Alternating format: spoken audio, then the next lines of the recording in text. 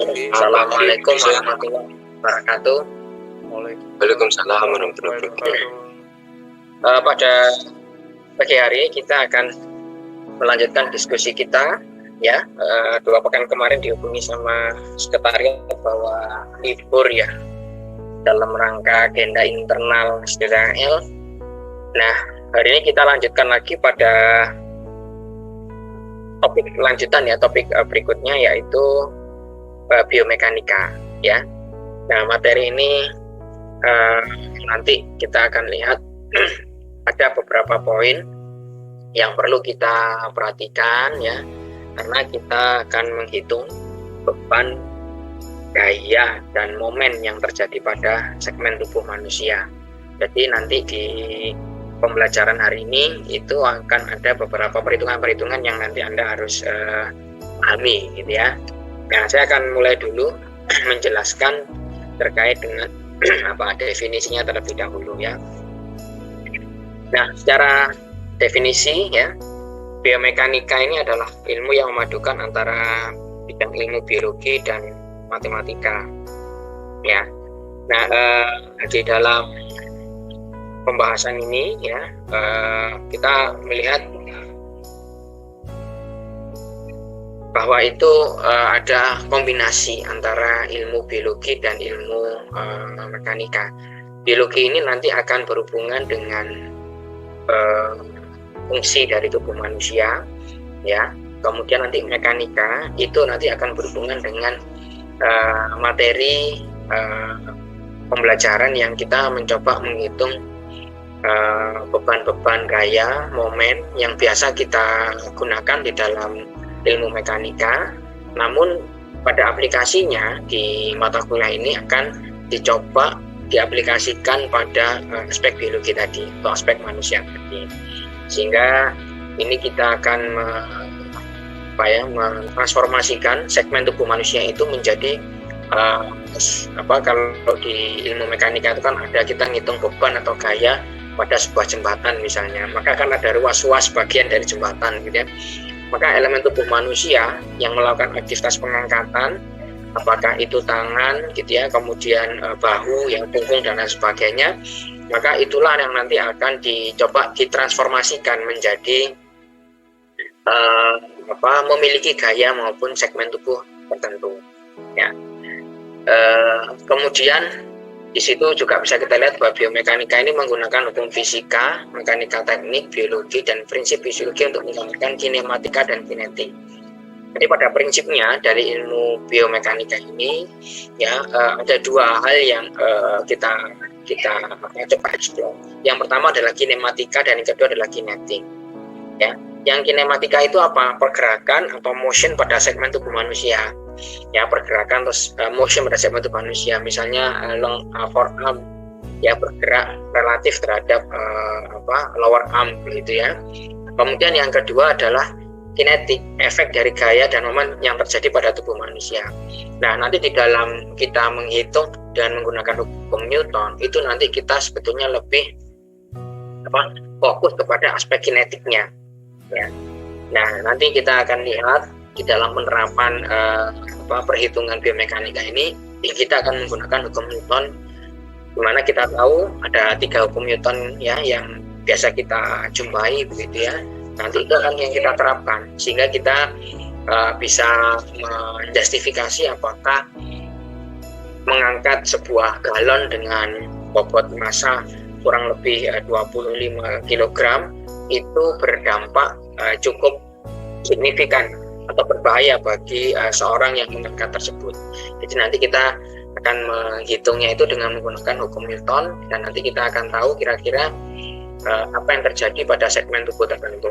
Apakah gayanya akan semakin membesar ataupun momennya akan semakin membesar. Ada yang kita lihat. Di prinsipnya kita akan menerapkan disiplin biologi ya dan mekanika secara bersamaan. Nah, pada beberapa case di industri ya ataupun di best practice yang ditulis oleh para ekspert pada jurnal-jurnal internasional, kita mengenal adanya suatu istilah namanya adalah occupational biomechanics. Ya, occupational biomechanics ini adalah subdisiplin dalam kerangka besar biomekanika yang dia mempelajari hubungan antara pekerja dengan alat kerja, workstation, ya, mesin dan material untuk meningkatkan performa dengan meminimalkan terjadinya cedera muskuloskeletal. Ya, sehingga sebetulnya di sini tuh kita mencoba menerapkan biomekanika tadi pada berbagai macam kasus di mana orang itu bekerja. Ya, ada nggak biomekanika yang tidak diaplikasikan pada lingkungan orang bekerja? Ada, ya. Jawabannya adalah biomekanika yang diterapkan pada kehidupan kita sehari-hari. Misal kalau di rumah kita melakukan aktivitas sederhana aja, memasang galon begitu ya, atau misalnya adalah memindahkan sebuah benda yang berat gitu ya, mendorong meja dan lain sebagainya. Maka itu adalah prinsip biomekanika. Tapi dipakainya pada lingkungan kehidupan sehari-hari, di mana pekerjaan itu tidak setiap saat kita lakukan, tidak kita lakukan secara berulang-ulang, ya, sehingga relatif daya yang kita terima atau momen yang kita terima itu relatif tidak berbahaya karena tidak ada akumulasi. Tapi kalau di industri misalnya adalah orang yang bertugas mengangkut sak semen misalnya dari silo di perusahaan semen kemudian dinaikkan ke atas truk, maka aktivitas itu akan dia lakukan itu berulang-ulang. Bahkan dalam satu hari itu dia harus melakukan aktivitas mengangkut jumlahnya ratusan kali. Maka itu akan berpotensi bagi si pengangkut itu untuk mengalami cedera. Oleh karena itu berkembanglah occupational biomechanics yang fokus meneliti problematika biomechanics pada dunia pekerjaan. Ya. Nah, studi utama dari occupational biomechanics ini berkaitan dengan muskuloskeletal, berkaitan dengan fungsi tulang manusia, fungsi otot manusia, ya, dan lain sebagainya. Nah, kemarin sudah kita pelajari kan ya 2-3 pekan yang lalu ya, sebelum Anda acara internal kampus gitu ya. Kita masih ingat bahwa di dalam muskuloskeletal itu ada tulang, ada otot ya, ada juga jaringan-jaringan penghubung, apakah itu berupa ligamen, tendon, faskia dan lain sebagainya. Jadi kita nanti akan mencoba untuk mempertimbangkan begitu ya segmen tubuh manusia ini sebagaimana ruas-ruas jembatan pada ilmu mekanika, kira-kira begitu. Nah, di dalam segmen tubuh manusia tadi misalnya tangan tentu ada tulang, ada otot dan lain sebagainya, sehingga nanti kita perlu tahu ya kira-kira pusat masanya itu di mana, kemudian bobotnya masanya dari lengan segmen tertentu itu apa, berapa gitu ya. Maka itu nanti kita perlu tahu. Oke. Bisa lewati ya. Kenapa sih kita perlu mempelajari occupational biomechanics ya? Kalau tadi itu saya jelaskan secara filosofisnya. Maka di sini itu ada data ya.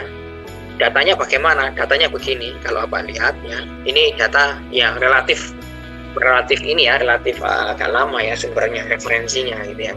Tapi kalau kita mencari di reference di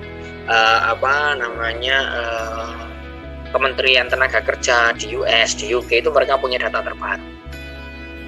Ya, sebagai contoh di sini adalah Jeffreys itu mengindikasikan bahwa 650.000 pekerja setiap tahun itu mengalami injury yang serius, ya, ya,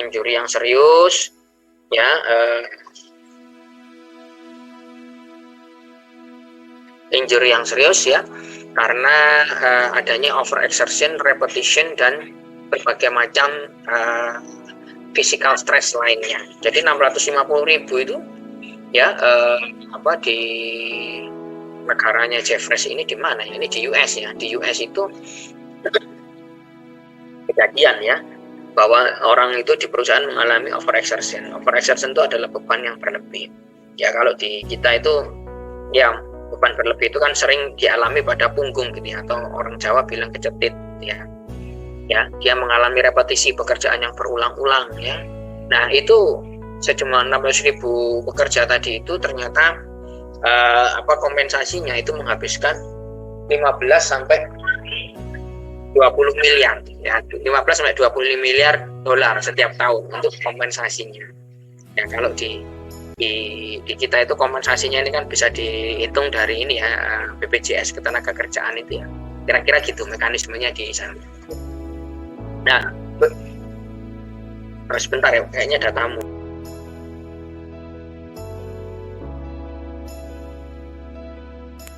Ya, berdasarkan data ini US Department of Labor gitu ya. Ternyata data yang segini itu ya 20% diantaranya itu terjadi pada posisi back injury. Ya, terjadi pada posisi tulang punggung ya, pada punggung bagian belakang ya. Back injury ya, jadi mengalami cedera pada punggung bagian belakang. Nah, ini 20% dari 650.000 ini.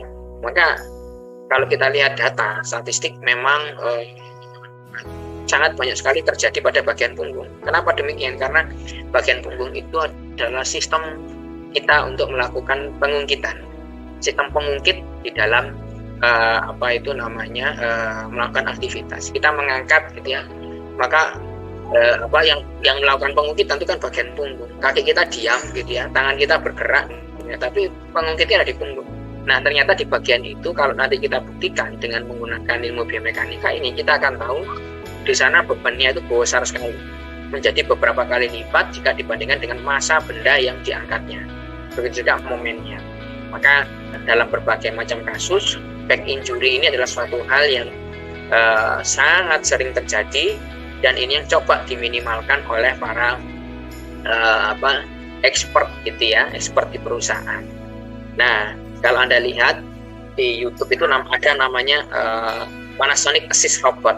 Nah, itu banyak dikembangkan sekarang untuk membantu para pekerja di lini produksi dalam aktivitas mengangkat. Jadi orang yang mengangkat itu nanti dibantu dengan semacam pakaian gitu ya, pakaian tertentu gitu ya. Nah, di sana itu ada mekaniknya, ada elektriknya, sehingga dia itu memiliki power yang lebih besar di dalam mengangkat, mengamankan low back-nya dan seterusnya. Mari kita lihat ya, Anda bisa lihat di internet, di YouTube itu ada Panasonic Robot Assist gitu ya, asisten gitu ya. Dia akan menemukan yang saya maksud itu. Nah, di UK angka yang sama gitu ya, ternyata 27% itu terjadi akibat manual handling ya, pemindahan bahan yang dilakukan secara manual. Ya, kita tahu bahwa memindahkan bahan di perusahaan itu bukanlah perkara yang mudah ya, tapi itu adalah perkara yang besar, karena tidak seperti kita memindahkan benda di rumah gitu, tapi di sana di perusahaan itu memindahkan itu berulang-ulang, bahkan satu hari itu bisa melakukan hal seperti itu ratusan kali.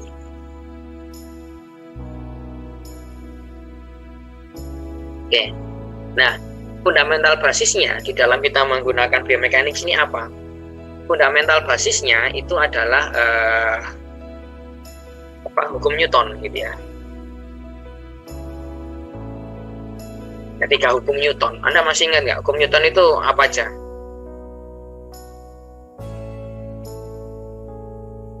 Hukum Newton 1, 2, 3. Ya, silakan, mungkin ada yang masih ingat. Apa bunyinya dari hukum Newton itu? Mungkin salah satunya aksi reaksi. Ya, ada hukum aksi reaksi ya. Kita lihat dulu yang pertama ya. Yang pertama adalah a particle will move at a constant velocity unless acted gitu. Bahwa sebuah benda itu ya akan bergerak dalam kecepatan yang konstan ya, kecuali ada sebuah beban yang gaya tertentu yang lebih besar, velocity yang lebih besar pada salah satu bagiannya ya. Jadi prinsipnya adalah, anggaplah ini sebuah benda gitu ya. Maka benda ini ya, kalau dia itu ada gaya yang menarik ke sana, kemudian pada saat yang sama ada gaya gesek gitu ya. Ketika gaya ini sama-sama besarnya, maka benda ini akan diam. Begitu juga misalnya kalau benda ini berjalan gitu ya. Berjalan ke kanan begitu ya, dengan kecepatan katakanlah 10 km per jam. Sementara yang ke arah kiri itu nggak ada gaya lagi yang menarik gitu ya. Maka benda ini akan terus berjalan dengan kecepatan 10 km per jam. Prinsip pertama itu. Nah, nanti kita akan lihat di sini bahwa penerapannya kita menghitung gaya itu dengan menggunakan ilmu mekanika ini, maka kita akan simulasikan bahwa orang mengangkat itu kita asumsikan dalam kondisi statis, sehingga nanti prakteknya hukum Newton yang pertama ini kita akan menggunakan sigma M sama dengan 0 dan sigma F sama dengan 0. Artinya apa? Gaya yang ke kanan itu ya menarik ke kanan misalnya benda ini itu sama dengan gaya yang menarik ke arah kiri. Yang pertama. Kemudian yang kedua adalah force is proportional to acceleration of mass, bahwa gaya itu proporsional terhadap akselerasi dan massa, atau kalau diterjemahkan dalam bahasa rumus gitu ya, sama F sama dengan M kali A. Artinya adalah massa kali akselerasi itu sama dengan gaya. Nah nanti ini kita akan hubungkan mass kali akselerasi ini menjadi sebuah gaya berat, bahwa tangan kita itu kan punya massa. Tentu massa itu akan berhubungan kan dengan gravitasi. Ya, massa kali akselerasi, maka bentuknya nanti adalah massa kali gravitasi dalam konteks ini. Karena misalnya tangan kita mengangkat, maka tangan kita itu punya yang namanya massa.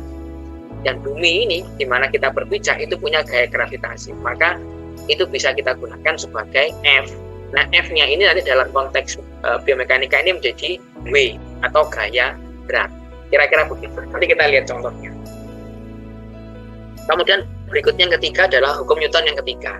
Ya, any action is opposed by reaction of equal magnitude. Nah ini tadi yang disampaikan ini ya salah satu mahasiswa itu adalah bahwa ada gaya aksi reaksi. Ya ada gaya aksi reaksi. Ya jadi kalau misalnya kita menghantamkan sebuah benda kepada benda lain gitu ya, maka kalau benda itu memiliki kecepatan katakanlah 15 meter per detik gitu ya, maka benda itu akan memberikan tumbukan aksi reaksi yang sama kepada benda yang ditabrak sebesar 15 meter per detik. Kira-kira begitu. Nah, ini adalah salah satu prinsip yang akan kita pakai juga selain dua prinsip Newton tadi. Ya. Maka nanti kita akan lihat bahwa kita mengangkat itu juga terjadi hukum aksi reaksi antara segmen tubuh manusia kita. Ya. Nah, sebelum kita masuk ke rumusnya, sebelum kita masuk ke case-nya, maka saya akan jelaskan dulu macam gaya. Ada berapa gaya sih yang terjadi di dalam kita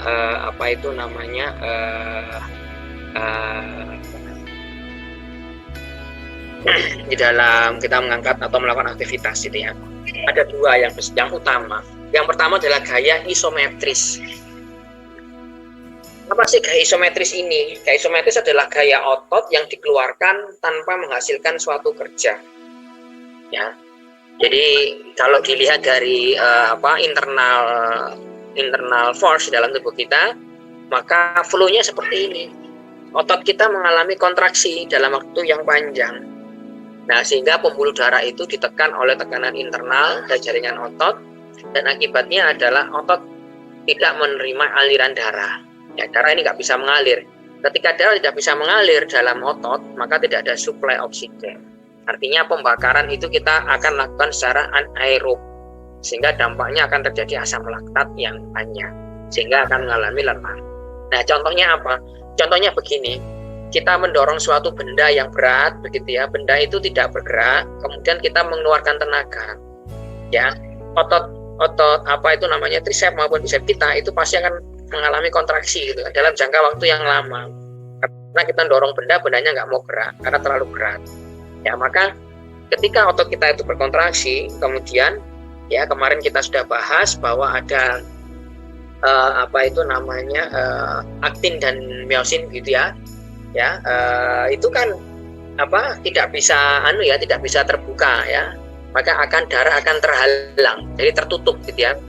Ada lapisan yang tipis dan ada lapisan yang tebal pada otot kita, maka itu akan saling menutup sehingga darah nggak bisa mengalir. Ya, itu contohnya, sehingga nanti akan terjadi asam laktat. Nah, contoh yang lain adalah Anda misalnya duduk di sebuah kursi ya, kemudian kursi itu Anda coba angkat, Anda coba tarik dengan tangan Anda, tapi kakinya nggak boleh bergerak. Maka akan terjadi itu nanti di situ gaya statis atau gaya isometris yang cukup besar, ya. Nah, disitulah nanti akan terjadi sebuah asam laktat, dan sebetulnya ini akan membuat gaya itu semakin besar. Nah, yang kedua adalah gaya isotonis atau gaya dinamis, adalah memanjang dan mendanya otot dengan melakukan suatu kerja. Jadi kita dorong benda seperti meja gitu ya, kemudian mejanya itu kan bergerak, maka otot kita itu kan akan mengalami gaya yang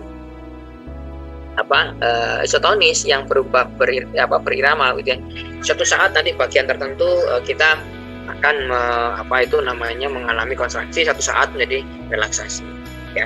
Atau contoh yang paling gampang untuk kita bayangkan adalah menimba air di sumur. Kalau kita nimba air di sumur kan tangan kita kan gerak terus kan ya, satunya kanan itu narik kontraksi, yang kiri itu istirahat, kemudian tarik yang kiri, yang kanan itu istirahat gitu ya. Nah, anda lihat ketika tangan kanan mengarik, apa yang terjadi pada otot bicep dan tricep kita ya kan, itu dia bergerak. Yang satunya itu mungkin mengalami kontraksi, satunya relaksasi. Begitu juga nanti ketika tangan sebelahnya gitu. Maka ada satu perubahan pada tangan kita di mana ototnya itu berkontraksi itu secara berirama, berubah gitu ya. Nah, contoh seperti itu membuat darah kita itu mampu memompa otot kita itu dapat mendapatkan darah gitu. Jantung kita bisa memompa darah ke seluruh jaringan otot kita karena tidak terhalang oleh lapisan otot yang tebal maupun yang tipis. Kira-kira begitu. Nah, mana di antara dua gaya ini yang berbahaya?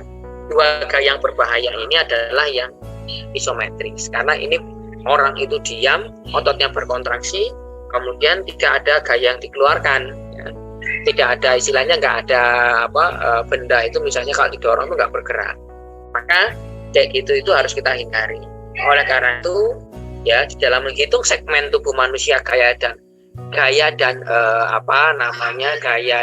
momennya itu kita asumsikan menggunakan isometris, karena isometris ini berbahaya, jadi kita asumsikan pakai yang berbahaya. Begitu nanti angka gayanya itu besar, maka ini harus kita kurangi. Ide dasarnya begitu. Kemudian yang kedua, ide dasar yang lain apa kita menggunakan isometris adalah supaya menghitungnya itu lebih mudah ya. Dengan hukum Newton tadi, maka kita bisa menerapkan hukum Newton pertama, sigma F sama 0 dan sigma M sama dengan 0. Itu dua alasan itu. Jadi yang pertama adalah karena gaya isometris itu berbahaya, maka kita menghitung, kita asumsikan dalam kondisi yang bahaya dulu. Nanti kita lihat gayanya itu berapa. Kalau gayanya itu besar, maka ya harus kita perbaiki. Yang kedua alasannya adalah ya pertimbangannya tadi supaya mudah kita menghitungnya. Ini contohnya, ini Anda bisa lihat memegang benda dengan tangan ya, mengholding gitu ya dalam waktu yang lama ya, mendorong atau menarik beban yang terlalu berat ya, dan seterusnya. Kalau yang ini contoh kerja statis ya, ngangkat besi ini ya, kemudian aktivitas inspeksi seperti ini adalah kerja statis ya. Nah, kalau kerja dinamis tentu yang kita harapkan ya, kalau misalnya Anda berolahraga ya, kemudian lari, jogging ya, itu adalah contoh-contoh sederhana dari pekerjaan yang dinamis. Nah, jadi kita akan gunakan pendekatan static equilibrium ya, dengan diasumsikan dia melakukan pekerjaan secara statis ya, karena statis itu yang mau kita hindari. Nah, gimana penerapannya? Penerapannya adalah sigma F sama dengan 0. Ini hukum Newton pertama. The sum of all external force acting an object in static equilibrium must be equal to 0. Jadi kita asumsikan sama dengan 0 gayanya ya, untuk menghitung berapa gaya yang terjadi pada segmen forearm misalnya. Maka kita asumsikan semua gaya yang terjadi adalah 0 ya. Kemudian juga ada sigma M sama dengan 0. The sum all of external moment acting on the object must be equal to 0. Jadi dianggap dianggap 0 ya, sigma M-nya. Oke, ini ya. Nah, sekarang kita lihat nih contoh nih, supaya kita bisa membayangkan dengan mudah ya. Kita lihat contohnya. Ya, Anda lihat di situ. A person is holding a load of 20 kg mass. Ya. Jadi ada seseorang itu mengangkat beban, angkat sebuah benda dengan masanya itu adalah 20 kg massa dengan dua tangannya. Anggaplah masanya itu bentuknya itu kotak nih, bendanya kotak. 20 kg dengan dua tangan. Ya, dia mengangkatnya di depan badannya dengan posisi forearm-nya itu horizontal. Forearm itu lengan kita bagian depan ya. Ini forearm. Nah, Ini tadi asumsinya adalah di depan, posisi tangannya itu lurus ke depan. Ya, bebannya ini 20 kilogram. Ya. Jarak antara beban dengan siku adalah 36. Bicara dari sini ke siku 36. Ya, 36. Beban itu asumsinya diangkut dengan dua tangan ya. Ya, diangkut dengan dua tangan ya. Maka pada prinsipnya tangan kanan memegang bagian kanan, kiri memegang yang sebelah kiri ya. Maka pada prinsipnya kita bisa mengasumsikan ya bahwa satu tangan itu menahan ya, atau menanggung beban dari massa ini setengahnya. Jadi kalau suatu benda itu diangkut oleh dua tangan, maka asumsinya adalah satu tangan itu menahan beban masing-masing sama. Jadi dalam hal ini tangan kanan ini menahan bebannya si benda ini kurang lebih bukan 20 kg, tapi 10 kg. Karena diasumsikan dua tangan ini memiliki kekuatan yang sama. Kemudian kita tahu informasi bahwa gaya berat ya pada forearm handstand kita adalah 16 Newton. Nah, dari mana 16 Newton ini? 16 Newton ini dari ini tadi Pak, F sama dengan M kali A itu, gitu ya. Kan ada tadi gaya berat ya. Ya, gaya berat itu diturunkan dari F sama dengan M kali A. Ya, di sini dalam konteks ini adalah M kali G, massa kali gravitasi. Kira-kira massanya berapa? Nah, massa tubuhnya itu ya kira-kira ya itu sebetulnya ada semacam perbandingan ya. Manusia itu kalau bobotnya katakanlah 60 kg, maka segmen tubuh manusia, segmen tangannya itu kira-kira persen dari 60 kg itu ada. Ya, teman-teman di kedokteran itu punya itu. Semacam standar tabulasinya itu dia punya. Nah, kita gunakan aja dari situ. Nah, kira-kira gaya beratnya di sini adalah 16 Newton. Kemudian jarak antara pusat massa dari tangan ini ya terhadap elbow itu kurang lebih 18 cm. Ya, sebuah benda itu kan pasti punya pusat massa, Pak ya. Kalau bola ya maka pusatnya di tengah, di pusat jari-jarinya itu, di pusat bolanya itu. Atau kalau misalnya kotak box seperti ini, maka pusat massanya itu ada di pusat bagian tengah atau diagonal dari kotak itu. Nah, kalau bendanya tidak relatif beraturan ya, misalnya seperti kayu kokoh ya, maka kan bisa jadi pusat massanya tidak di tengah, tapi bergeser ke arah kiri atau ke arah kanan. Nah, ini misalnya kita tahu bahwa pusat massanya itu di tengah-tengah, 18 ini ya, dari elbow ke sini. Maka pertanyaannya adalah, ya berapa sih kira-kira gaya yang dialami pada bagian siku di sini, dan berapa momennya? Nah, ini yang kita kerjakan ini. Nah, kita tahu nih, ini punya gaya berat ke bawah, ini punya pusat massa di sini, punya gaya berat ke bawah, ini punya jarak. Ini juga punya jarak, maka berapa gayanya di sini? Maka kita akan menerapkan sigma F sama dengan 0 dan sigma M sama dengan 0. Ya, tadi kan sampai di sini ya Pak. Ya. Nah, ya. Maka kan kalau kita lihat, ini kan punya gaya ke bawah ya. Berapa? Ya ini, masanya kalikan gravitasi kan ya. Kan gini. Ya, sama dengan ini kan rumusnya gini kan, W ya. Atau kalau kita tulis yang bagus tuh gini, nah, ini kan punya gaya ke bawah ini. Maka ini kan punya W, gaya berat. W itu sama dengan M kali G. Nah, ini kan sama dengan hukum Newton yang kedua ya, turunannya kan. Kalau tulisnya di hukum Newton yang kedua adalah F sama dengan M kali A. Nah, A-nya ini menjadi G. Karena ada gaya gravitasi ke bawah, ini ada gaya tarik kan ke bawah. Ya. Ini juga demikian. Kebetulan sudah ketahui ini kan. Nah, tinggal tarik ke sini. Nah, ini kemana arahnya? Nah, tentu ke bawah, gaya berat kan ke bawah. Ya. Kemudian ada informasi lagi tadi ini 18 cm. Bukan di sini. Bukan di tengah-tengah nih ceritanya ya. Ya, maka kita ditanya nih, berapa sih yang ada di sini dan momen di sini? Maka gaya yang ada di sini itu kira-kira arahnya ke atas atau ke bawah? Tadi kita sepakat bahwa kita mau menggunakan hukum Newton yang pertama, yaitu adalah statis. Maka kalau ini punya gaya tarik ke bawah, ini ke bawah, maka supaya ini statis, maka harus ada gaya yang menyeimbangkan dua gaya di bawah ini, atau menolak dua gaya di bawah ini. Maka ini akan kan begitu ya. Ya, maka kalau ini statis, maka gaya yang ke atas ini harus sama dengan jumlah gaya ini ditambah dengan jumlah gaya akibat gravitasi di sini. Betul kan? Begitu juga nanti kita lihat momennya. Ya, Anda lihat momen itu adalah puntir gitu kan. Ya momen ya apa ya? Ya sebuah gaya ya yang terjadi karena adanya jarak ya. Jadi gini, yang namanya momen itu kalau kita lihat di sini nih. Ini kan yang ke bawah kan. Ini kan pasti akan ada puntirnya kan, kemana arahnya? Otomatis kalau ini ke sini ke bawah, maka ini kalau di sini kan dikunci di sini tadi supaya F sama dengan 0 dan M sama dengan 0 dikunci sini. Jadi ini kan permanen nih ceritanya kan. Ini nggak boleh gerak. Maka kalau ini tarik ke bawah, maka puntirnya momennya ke arah mana? Tentu ke arah sini, cara dengan jarum jam. Kan begitu. Ini kemana? Ya sama, otomatis ya, ke arah ke bawah. Sini kan diam. Maka ini ke arah bawah sini. Nah, pertanyaannya adalah, karena kita tadi pakai hukum Newton yang pertama, di mana sigma F sama dengan 0 dan sigma M sama dengan 0, maka di sini kan akan diam. Maka supaya diam, maka ini harus ada dua gaya yang menolak dua gaya momen di bawah itu tadi dengan arah yang berlawanan. Jadi arahnya begini kan, supaya menyeimbangkan ini dan ini. Kira-kira demikian. Nah, sekarang kita hitung nih, gimana bisa menghitungnya.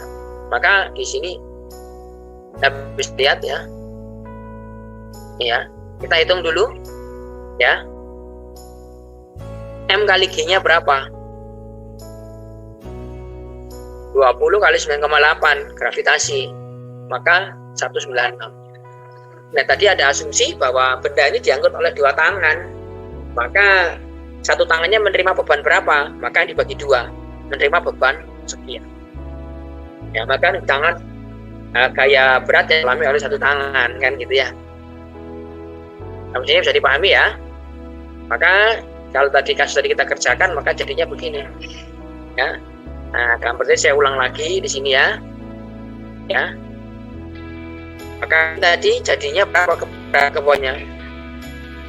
Ya, bukan 20 kali 9,8, tapi 20 kali 9,8 bagi 2. Maka dia akan punya gaya beratnya 98.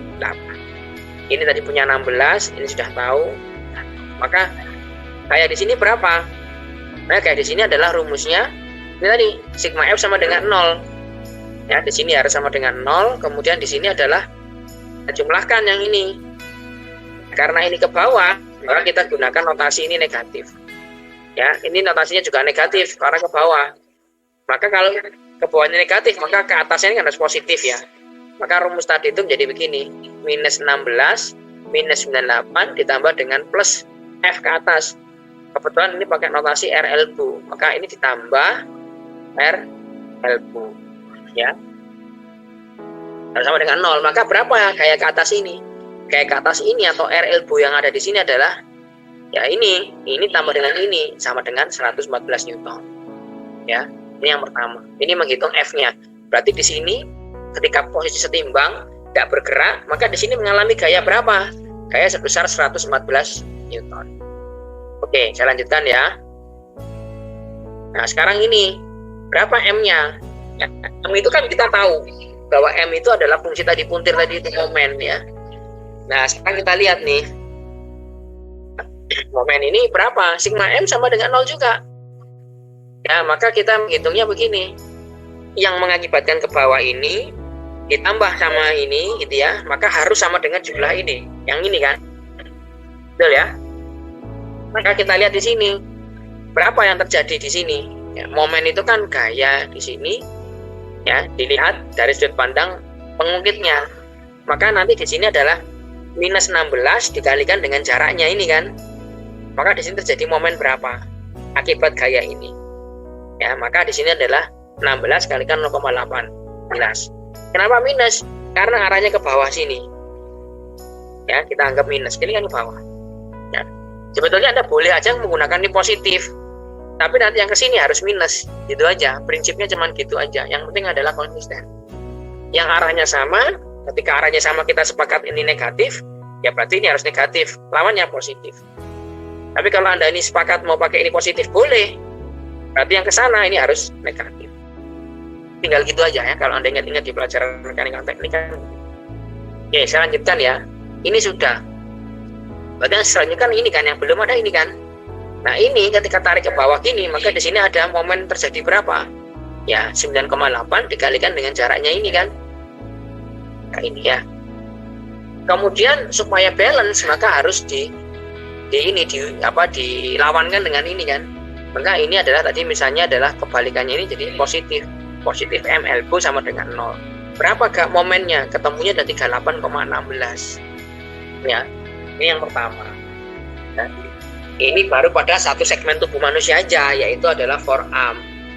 Ini forearmnya. Pertanyaan sederhana adalah Anda lihat nih, ya kalau semula tadi itu kita di sini ada 98 gitu ya, 98 Newton. Di sini ada gayanya berapa? Ternyata lebih besar, yaitu 114 Newton. Ya, kenapa lebih besar? Ya karena massa tangan kita ini punya massa, ya dan lain sebagainya. Nanti akan kita lihat momennya kan lebih besar nggak? Oh iya ternyata kan lebih besar. Kenapa? Karena ada faktor pengalih jarak. Nah sekarang nanti kita lihat ya di berikutnya ya. Oke. Nah sekarang cerita yang tadi kita teruskan nih. Ya, misalnya sekarang itu kita mau menghitungnya itu bukan di siku tapi di bahu. Nah ada informasi nih. Ya, informasinya adalah jarak antara siku dengan bahu adalah 34 cm. Kemudian gaya beratnya dari upper arm ya atau lengan bagian atas kita adalah 20 Newton.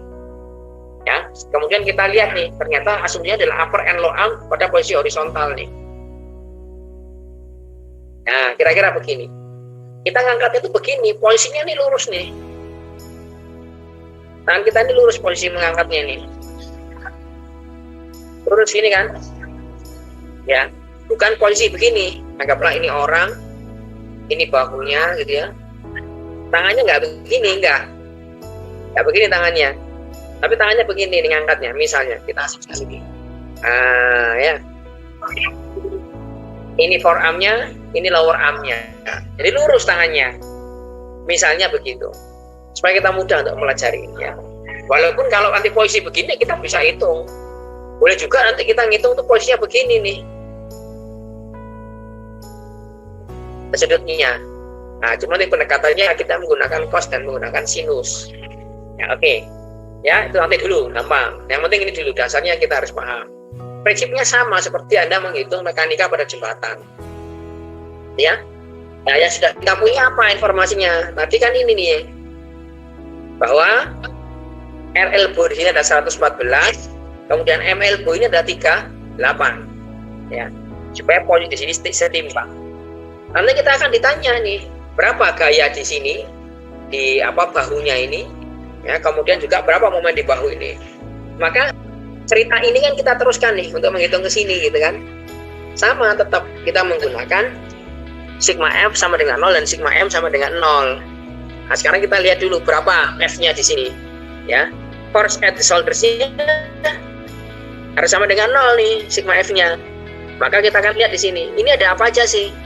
Maka lihat nih, kan ini kan ada join nih ya, sini ada join ya, ada join ya, ada di situ ada kartilage, ada kemudian ada tendon dan sebagainya. Maka di join ini ya, maka di sinilah terjadi hukum Newton yang ketiga, itu ada aksi reaksi. Ya supaya ini tidak misalnya nggak sengklek gitu ya, nggak bahasa anak milenialnya nggak letoy gitu ya, tapi tetap ini tegar nih tangannya. Maka ini akan ada F penyeimbang terhadap ini yang menolak ke bawah ya. Jadi ini ada F penyeimbangnya atau F menolak ke bawahnya. Aksi reaksi. Kalau tadi ini ke atas, maka di sini akan ada gaya ke bawah. Sebesar berapa? Sama dengan ini tadi ya. Nah, kan sama 14. Ya. Kemudian ada lagi yang mempengaruhi ini. Maka di sini ada nih gaya beratnya nih. Tadi informasinya ada 20 Newton ya. Kemudian ditanya, kira-kira di sini berapa nih? Maka rumusnya jadi begini nih. Sigma F sama dengan 0, maka kita lihat nih di bawah ini ada apa? Oh, ternyata ini arahnya ke bawah, maka ini menjadi minus 114. Maka jadilah nanti di sini. Minus R aksen elbow. Ya, Anda lihat ya. Di sini ada aksennya nih. Maka ini menunjukkan bahwa ini ada aksi reaksi. Ini kan nggak ada aksennya. Ya. Maka ini aksi reaksi. Berarti di sini ada minus R aksen elbow. dikurangi WA per am yang ini ya, ditambah sama dengan L shoulders ke atas ini untuk menyeimbangkan ini supaya nggak jatuh. Maka nilainya berapa? 134. Nah, ini yang berikutnya, yang lanjutannya tadi ya. Berarti di sini ada 114, di sini ada 134. Pertanyaan saya, lebih berat nggak di sini? Lebih berat. Kenapa? Karena si orang tadi juga harus menanggung apa? Massa ini kan, massanya tangannya dia, kayak tangannya dia sendiri, gitu kan? Dan juga terjadi apa? Aksi reaksi di sini. Ini yang membuat dia lebih berat, 134. Nah, berikutnya kita tanya, berapa momennya di sini? Ya. Nah, sekarang kita lihat. Maka di sini ini apa itu namanya, ada nggak penolaknya atau penyeimbangnya ini? Kalau tadi ini kan ada R aksennya ya, di sini ada nggak M aksennya? Ya. Oh, ternyata di sini ada nih. Nah, ini kan Anda lihat nih, M aksen elbow ya. Ya. Arahnya gimana? Berlawanan dengan yang ini. Kalau tadi ini berlawanan jarum jam, maka ini searah dengan jarum jam. Besarnya berapa? Ternyata besarnya sama, cuman arahnya saja berbeda. Ini adalah bentuk aksi reaksi pada momen. Oke, berikutnya, apalagi yang mempengaruhi momen di sini? Ada kayak berat kan ini kan? Kemana? Ke bawah, gitu kan? Ada lagi nggak kira-kira? Oh, ternyata enggak yang ada. Ternyata R aksen elbow ini juga mengakibatkan apa? Mengakibatkan momen juga nantinya. Di sini kan? Maka kita lihat nih. Di sini tadi yang membuat momen di sini apa? Komponen ini ya, ditambah komponen M aksen elbow ditambah komponen R aksen elbow. Maka rumusnya menjadi gini, sigma M sama dengan 0 sama dengan ya minus 33,18 ini ya. Karena kan ke bawah arahnya minus ya. Kemudian yang kedua adalah karena faktor ini R aksen elbow kita masukkan ya, kemudian ada lagi faktor ini. Nah, ya. Maka sigma M-nya adalah harus sama dengan 0, kan gitu ya. Nah, yang di sini gimana? Yang di sini adalah ya menolak itu kan, berarti arahnya ke sana. Berarti kalau begitu maka terakhir ditambah M shoulders. Berapa M shoulders-nya? Atau M yang ketemu adalah 79,72. Anda lihat, ini kan sama nggak dengan di sini? Oh enggak, jadi double itu kan. Kenapa? Karena ada aksi reaksi tadi. Yang kedua berikutnya adalah ada faktor pengalih jarak. Maka M-nya menjadi lebih besar. Ya, karena apa? Semakin ini nanti kita itu sampai di bagian bahu akan semakin besar gaya maupun momen. Pertanyaan saya sederhana sekarang. Ya, kalau misalnya itu di bahu aja lebih berat, kira-kira di punggung yang bagian yang biasanya mengungkit ya, pada saat mengangkat yang mengungkit itu dia, kira-kira gimana? Apakah lebih berat? Jawabannya pasti lebih berat. Ya, karena apa? Semakin jauh jaraknya dari pusat massa benda yang kita angkat, toh, ya kan? Nah, kira-kira begitu ya. Nah, ini ya kesimpulannya di sini nih. Karena low back ini lebih jauh dari beban yang kita terima, ya beban yang diterima, ya, maka low back ini sering mengalami stres pada material handling. Kira-kira begitu. Ya. Nah, di sinilah low back kita itu. Bagian yang mengalami stres terbesar ini. Bagian yang disebut sebagai lumbar nomor 5 dan sacrum nomor 1. Yang Anda masih ingat kan sini ada apa ini? Ada join kan? Ada kartilage di sini kan. Nah, inilah yang sangat berbahaya sekali, rentan kalau misalnya kita ada beban yang terlalu besar yang terjadi pada low back kita. Ya. Nah, ini disebut sebagai L5S1 lumbosacral disc. Lumbar nomor 5 dan sacrum nomor 1. Jadi otot apa tulang ada nomornya. Ya, ini cervical vertebrae nomor 1 sampai 7. Di sini ada thoracic vertebrae. Jadi ada lumbar nomor 1 sampai nomor 5, sacrum nomor 1 sampai nomor sekian ya. Jadi yang paling berat itu di sini nanti. Bagian ini. Pertemuan antara lumbar nomor 5 dan sacrum nomor 1. Ini yang paling berat. Paling rentan ya. Makanya kan kalau Anda tahu orang kecetit itu kan seringnya di sini kan. Overexertion tadi. Ya. Ya, nggak orang Indonesia, nggak orang Inggris ternyata kalau angkat berat ya sama. Ya, kejadiannya di sini ya. Lumbar di nomor 5 dan sacrum nomor 1. Kira-kira begitu. Nah, problem yang terbesar itu sering terjadi adalah namanya herniated disc. Karena di sini menerima gaya yang sangat besar, maka ya nukleusnya, inti dari tulang itu dia menerobos keluar, ya, keluar dari posisinya. Jadi ini dia ini keluar dari situ. Nah, kan kalau Anda pernah HNP ya, nah itu penyakit HNP itu di sini nih, di bagian sini. Oke, saya lanjutkan ya. Nah, ini perhitungan-perhitungan lain yang lebih advance dari yang tadi gitu ya. Sama prinsipnya, tinggal nanti dihitung dengan menggunakan cara-cara tertentu. Dan di sini sebetulnya ingin saya sampaikan adalah intinya adalah range kita di low back kita itu maksimum sekian, jangan lebih dari sekian. Kenapa ini ada variasi begini? Karena memang banyak orang itu kan, kita punya segmen tubuhnya itu panjangnya tangan ya, kemudian armnya nggak sama dengan orang lain, kemudian torso beda, ukurannya tingginya beda, maka mengakibatkan range yang berbeda ya. Kalau Anda lihat tadi rumus tadi, semakin jaraknya semakin jauh, artinya tangannya semakin panjang, maka akan mengakibatkan gaya dynamic semakin besar, ketemunya di 5.500 ini. Jadi begitu nanti Anda hitung, ternyata di bagian belakang ini lebih dari 5.500 ya, ketemunya 6.000, maka itu adalah sangat berbahaya sekali. Kalau masih di range ini masih aman ya, kira-kira begitu ya, juru saktinya itu begitu. Nanti Anda bisa hitung ya. Saya lanjutkan ya. Oke ya. Nah, lalu cara mengangkat gimana yang paling aman bagi kita? Anda lihat nanti di sini ada dua cara mengangkat. Kita menggunakan cara yang begini ya, atau yang begini ya. Maka di sini ini lumbar nomor 5 sakrumnya ini akan menerima beban yang sangat tinggi sekali ini. Kalau ini menggunakan menggunakan alat nih ya, ini kayak kardiografi gitu ya. Tapi ini diletakkan di belakang. Kalau kardio kan di jantung ya. Nah, ini diletakkan di otot bagian belakang. Nah, kalau modelnya begini, maka bebannya lebih kecil ya. Paham ya? Nah, ini kok bisa? Nah, contohnya saya sederhana gini aja, Pak. Bapak kalau datang ke rumah-rumah kuno ya kayak di Lawang Sewu atau di mana gitu, Anda lihat nih, Anda lihat jendelanya atau pintunya. Jendelanya atau pintunya kan masih bentuknya kan gini ya.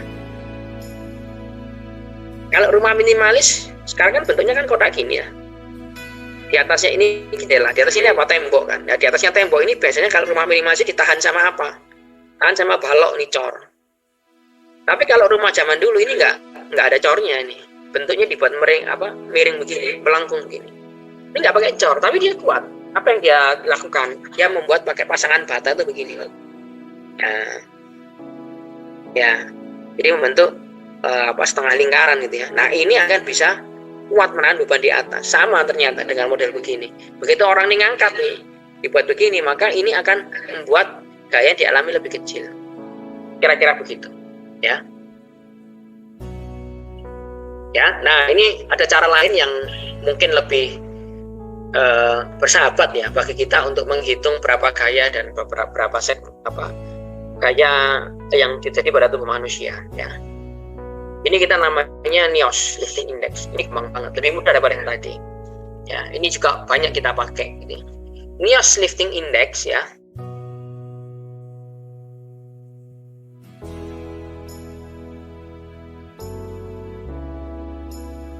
Ya, NIOSH Lifting Index ini adalah National Institute for Occupational Safety and Health. Ya, dia membuat rumus di tahun 80-an ya untuk memudahkan kita dalam menghitung dan menganalisa kebutuhan mengangkat pada tulang punggung kita. Tujuannya adalah membantu mencegah atau mengurangi jadinya low back pain. Ya, nanti kita menghitungnya apa yang kita hitung dari NIOSH Lifting Index ini? Kita menghitung nilai ini Pak, RWL dan nilai LI. Cuma sederhana, cuma dua ini aja. RWL itu adalah recommended weight limit, nilai beban angkat secara teoritis yang dianjurkan untuk MMH. Ya, kemudian yang lifting index itu adalah nilai estimasi dari tingkat tegangan dalam suatu kegiatan MMH. Jadi RWL itu adalah beban yang kita direkomendasikan untuk diangkat. Ya, kalau lifting index itu adalah estimasi nilai tegangannya. Ya, jadi kalau recommended weight limit dengan posisi seperti ini tadi misalnya tadi ini ya, gambar tadi. Posisi ini kira-kira ini direkomendasikan ngangkat berapa nih? Oh, kita tahu dari hitungan itu direkomendasikan ngangkat katakanlah 500 Newton dengan gaya 500 Newton. Nah, kalau kenyataannya kita mengangkat 700 Newton, jangan diteruskan. Kenapa? Ini akan bisa bisa sakit sih ya, bisa motor gitu kan. Ya, karena lebih dari yang direkomendasikan untuk diangkat. Nah, sekarang kita lihat nih contohnya ya. Rumusnya dulu kok contohnya, rumusnya dulu. Ya, rumusnya gimana? Rumusnya begini, Pak. LC kalikan AM kalikan VM kalikan DM kalikan AM kalikan FM kalikan CM. Ya, ini lebih mudah pada yang tadi. Ya, percayalah ya. Ini rumusnya hanya ada ping porolan sudo. Ya, Pak, kalau orang Jawa pasti tahu ping porolan sudo itu apa. Ping itu dikali, poro itu dibagi, lan itu ditambah, sudo itu dikurangin. Cuman ini tuh rumusnya, Pak. Ini rumusnya sederhana ya, prinsip dasar kalau orang-orang tua dulu ngajarin ya. Pelajaran matematika itu cuma pelajaran ping porolan sudo. Ya, kalau yang tadi gaya dan momen itu nanti ngitung ada cos, ada sinus dan lain sebagainya, itu lebih rumit. Ya, ini cuma ping porolan sudo. Nah, LC itu apa? Ini Lorentz constant, Pak. Ini konstanta nanti sudah ada angkanya. Kemudian AM, ini horizontal multiplier, nanti ada rumusnya. Rumusnya cuma dikali ditambah dikurang. Ya, kemudian ini vertical multiplier. Nanti ada distance multiplier. Ini ada asymmetric multiplier, ada frequency multiplier, ada coupling multiplier. Cuma ini aja, nanti saya tunjukkan masing-masing ini rumusnya kayak apa di bawahnya. Ya, nah sekarang yang penting adalah kita tahu dulu RWL ini apa. Beban yang diangkat, yang direkomendasikan untuk diangkat.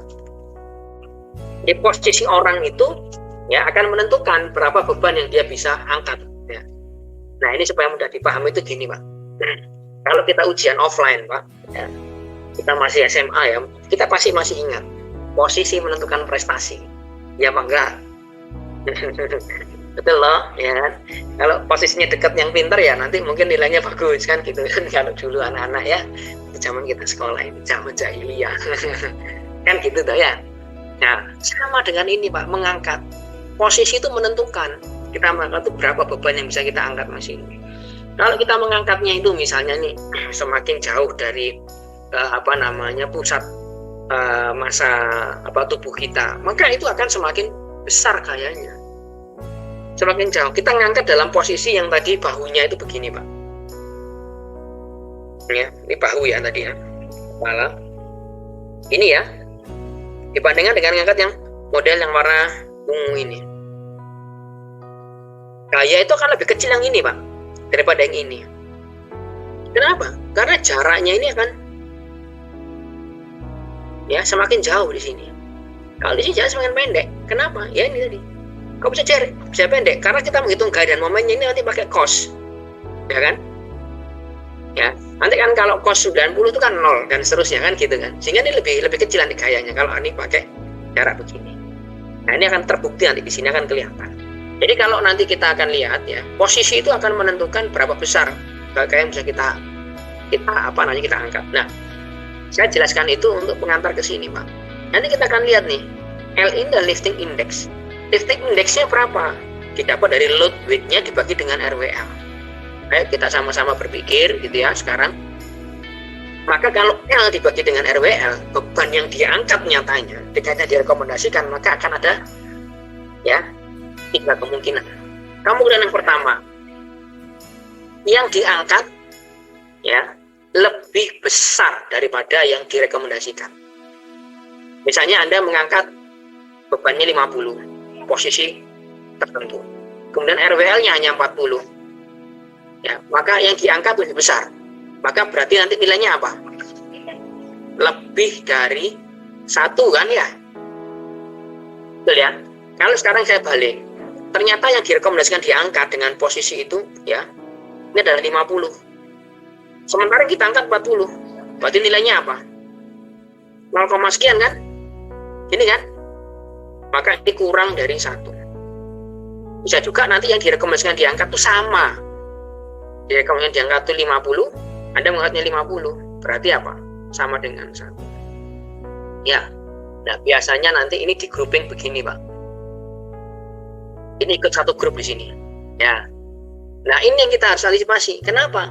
Yang dia angkat kenyataannya lebih besar daripada yang direkomendasikan diangkat. Berarti kan orang ini ngangkat satu benda yang tidak masuk akal, yang terlalu berat gitu kan ya. Betul ya? Nah, maka nanti kalau lifting index-nya lebih dari 1, maka ini nanti dianggap berbahaya. Jadi harus ada perbaikan. Ini endingnya ke arah sini, Pak. Nah, sekarang saya lanjutkan lagi. Nah, kalau sudah tahu, ya ini rumusnya tadi nih. Horizontal multiplier itu kayak apa nih? Nih, O25 dibagi dengan H. LC tadi konstanta, ini 23 kilo. Ini VM, vertical multiplier. Rumusnya gimana? 1 minus 0,03 dikalikan dengan V dikurangi 75. Ini sudah konstanta, sudah rumus, Pak. Ini sudah proses yang cukup panjang ya. Kita nggak perlu lihat dasarnya kayak apa, tapi kita di occupational BMX kita pakai ini aja langsung. Distance multiplier-nya gimana? Ini rumusnya, 0,82 tambah 4,5 bagi D. Asymmetric multiplier apa? Ini rumusnya. Frekuensi multiplier, lihat tabel, udah selesai. Kan? Ping. Dikali ini. Ping. Poro dibagi. Lan dijumlah. Ini disudo. Kan cuman gini toh kan? Tadi kan kalau ngangkat tadi kan masih ada cos, ada sinus, itu kan macam-macam ya. Harus gambar dulu dan sebagainya. Ini kali ini enggak. Kita langsung aja. Nah, ya. Nanti contohnya kita akan pelajari insya Allah pekan depan ya. Ini saya kasih dulu teorinya. Jadi nanti horizontal location-nya itu kan kita gini, Pak. Nanti untuk menentukan misalnya nih. Ini ada nih, 25 dibagi dengan H. H ini yang mana? Ya. Kemudian VM, 1 minus 0,03 dikalikan V dikurangi 75. V yang mana? Ini saya tunjukkan. Ini D yang mana? Ini saya tunjukkan ya. Nah, ini hanya di sini, Pak. Manusia itu punya pusat massa tubuh. Di mana? Ya di tengah-tengah manusia ini kan. Kira-kira kan gini nih. Kalau kita ngangkat posisi begini, maka jaraknya H itu ini, Pak. Betul ya? Kalau tangan kita ngangkatnya gini, H-nya lebih panjang, lebih besar apa enggak? Panjang, Pak. Lebih besar kan? Kalau ini lebih besar, maka coba Anda masukkan ke rumus di sini. Nih, ini lebih besar. Berarti ini akan semakin apa? Angka HM-nya akan semakin kecil kan? Iya, Pak. Betul ya? Ketika ini semakin kecil, ini fungsi dikali. RWL-nya semakin besar apa semakin kecil? Kecil. Semakin kecil. Kemampuan kita mengangkat akan dianggap semakin kecil. Kenapa? Karena ini tadi semakin jauh dari pusat massa manusia, pusat tubuhnya. Kira-kira kayak gitu. Nah, sekarang kita lihat nih, kalau V gimana? Nah, V nanti ini. Pusat massanya di mana? Kemudian dia berpijaknya di mana? Tengah-tengahnya sini ya. Lantainya di sini. Nah, berarti ini jarak vertikalnya. Oke ya. Ya. Nanti kalau asimetrik gimana? Cuma gini aja. Jadi orang itu kan ngangkat benda itu kan kalau posisinya lurus ini ya, maka ini sudutnya 0. Tapi kalau dia itu posisinya miring kayak gini nih. Ini miring nih kan. Dia cenderung ke arah ini ya. Ini kan ke arah ke sini, noleh ke arah kanan, serong ke kanan gitu ya. Maka ini ada A-nya. Berapa jaraknya ini miringnya ini terhadap lurusnya depan ini? Maka kalau ini 20, maka ini dimasukkan 20 derajat. Nah, cuma gitu aja. Lebih mudah ya. Nah, kemudian frekuensi multiplier gimana nih? Kita ada nih, tadi kan ada FM sama ada CM. Frekuensi multiplier tinggal gini aja, Pak. Kita lihat nih, pekerjaan ini durasinya ini berapa lama? Apakah kurang dari 1 jam? Antara 1 sampai 2 jam? Kurang dari 2 sampai 8 jam gitu ya. Nah, kita lihat nih, kemudian V-nya ini berapa? 30 inci, kurang dari 30 inci, lebih dari 30 inci. Ya. Nah, ini biasanya beberapa referensi mengatakan ini 30. Nanti ada yang 75. Prinsipnya sama.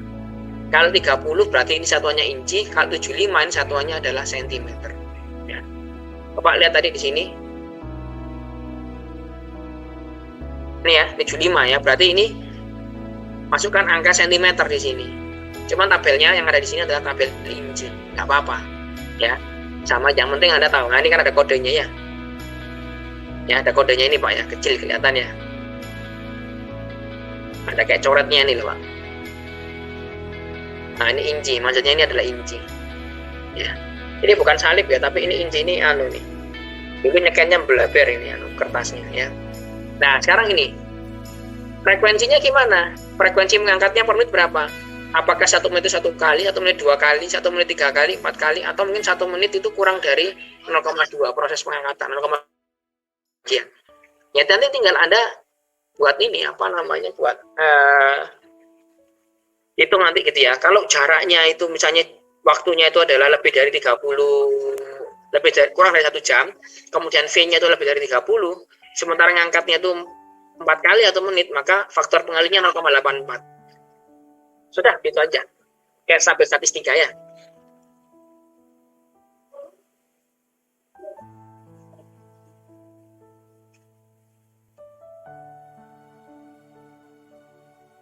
Ya. Kemudian berikutnya ada namanya ini.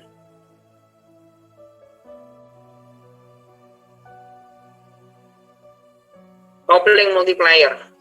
Ya, coupling multiplier cuma ini aja. Apakah dia angkatnya bagus, far atau poor. Nah, ini saya ilustrasikan gampang gini aja, Pak. Ya. Paling gampang itu saya ada angkat durian ya.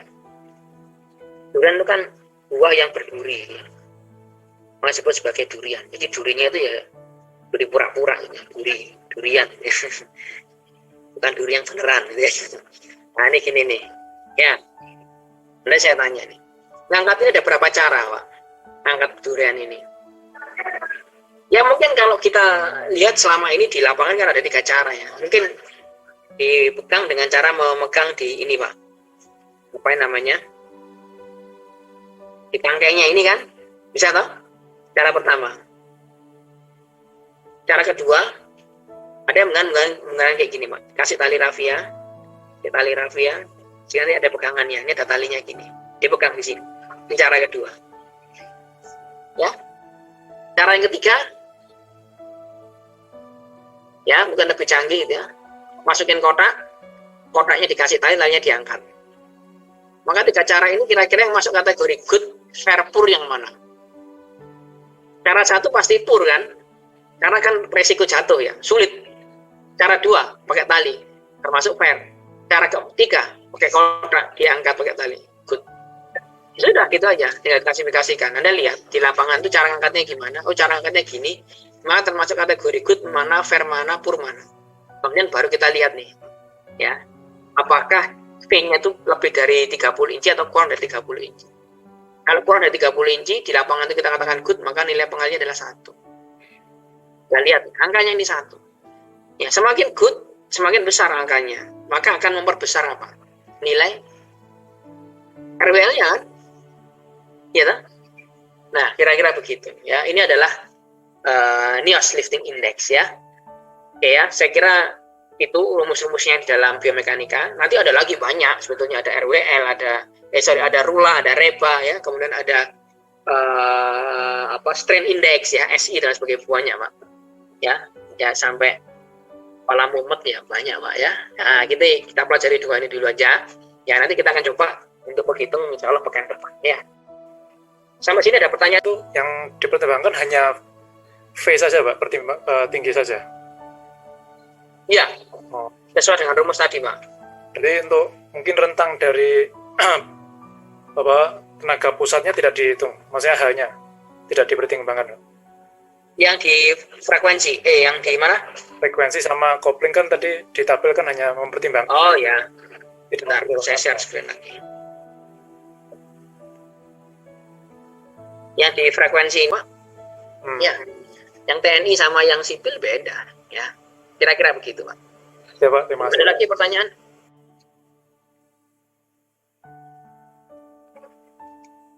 Ya, kalau nggak ada saya akhiri dulu ya. Ini mohon maaf saya belum sempat upload di classroom-nya, nanti akan saya upload gitu ya. Nanti juga insya Allah ada video tentang Panasonic Assist Robot untuk memudahkan orang melakukan aktivitas pengangkatan di lini industri. Ya mungkin gitu dulu ya. Terima kasih. Saya mau berangkat ke kantor ya. Setelah ini saya kira dulu insya Allah ketemu lagi pekan depan ya. Assalamualaikum warahmatullahi wabarakatuh. Terima kasih, Pak. Waalaikumsalam.